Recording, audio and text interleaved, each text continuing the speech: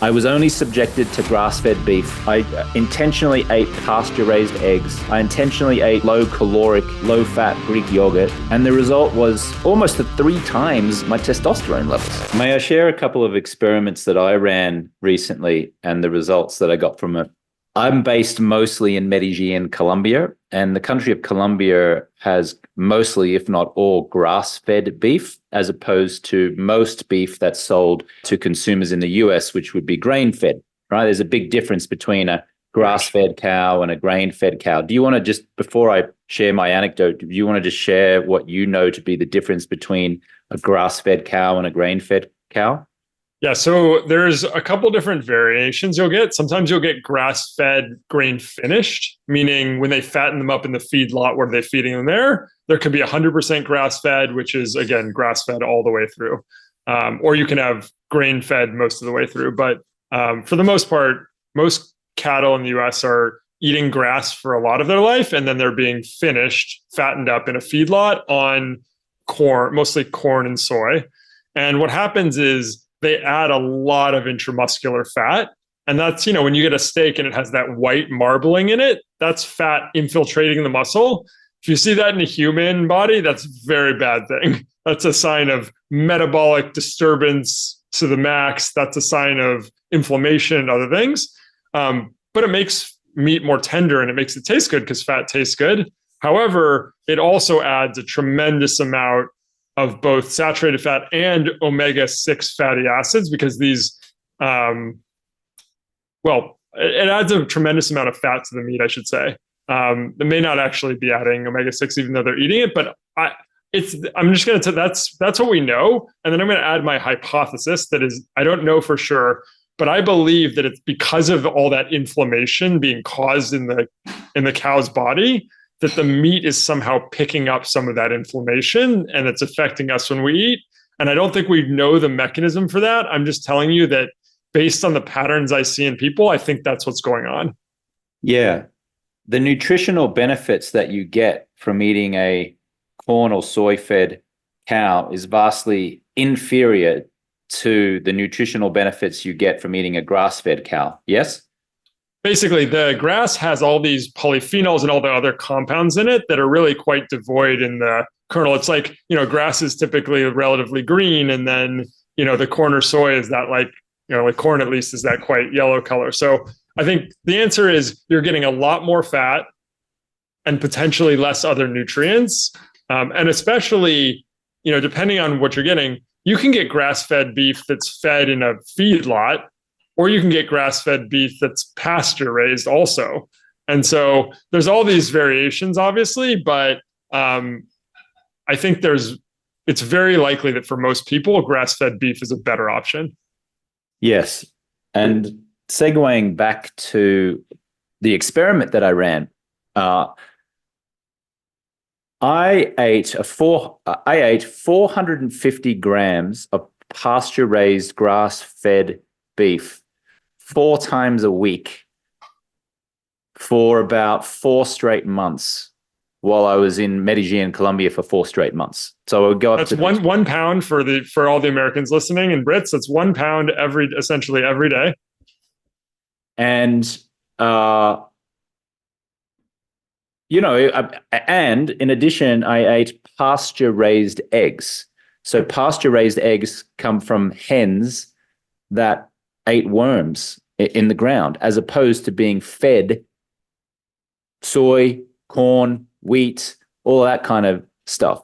Now, supermarkets try to trick us, is what I would submit, because they say cage-free eggs and organic eggs. But neither of that could mean that they're pasture-raised eggs. That could just mean, well, they had a whole lot of hens, they put them in some cages and they left the cage doors open and they were free to roam if they chose. But we didn't put them out on grass. We actually fed them a whole lot of corn and a whole lot of wheat.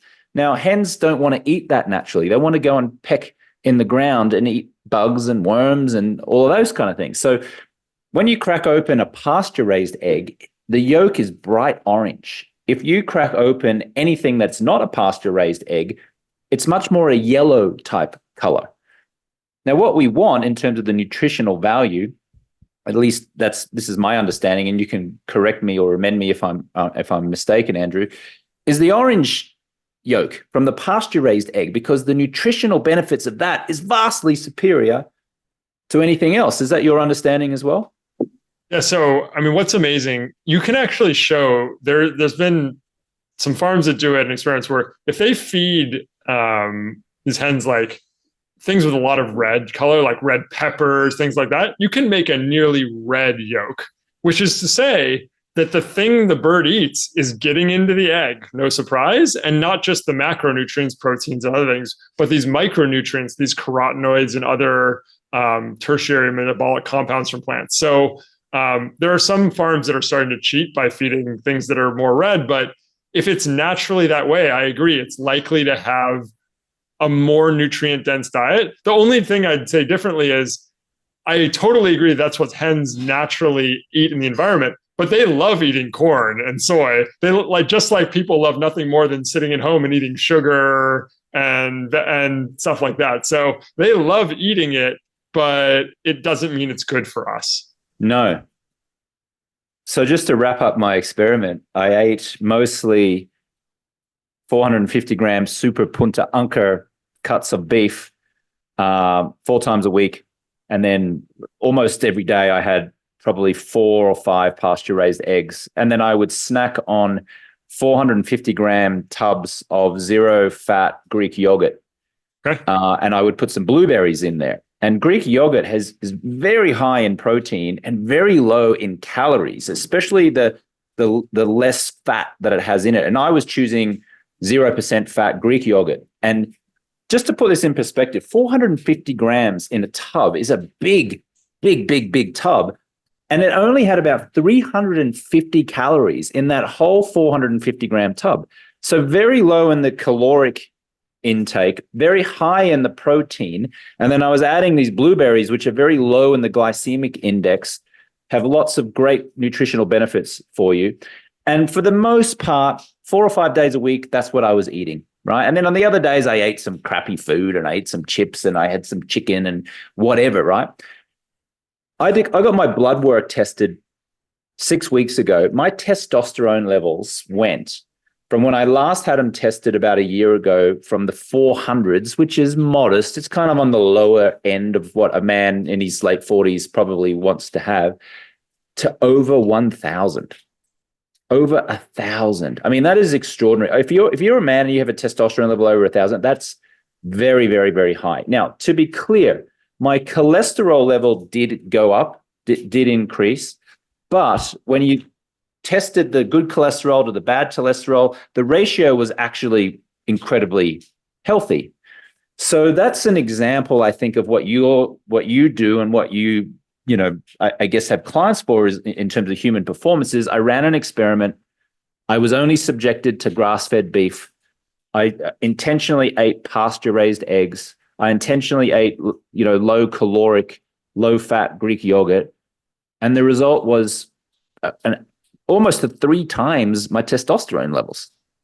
Look, and for somebody else, maybe that wouldn't work as well, but that's a home run. Like, for somebody your age, 1,000 testosterone level is elite. I mean, that the first thing I'd see if I saw a set of labs for a client and I saw 1,000 testosterone at your age, I'm going to scan down to see if the other markers suggest you're juicing, right? Are you pinning testosterone?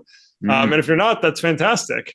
And then again, is there a trade-off there with cholesterol and heart disease risk? That depends on what the rest of your labs look like. And so again, finding what works for you is fantastic. And I love that this experiment seems to have been like quite a home run for you.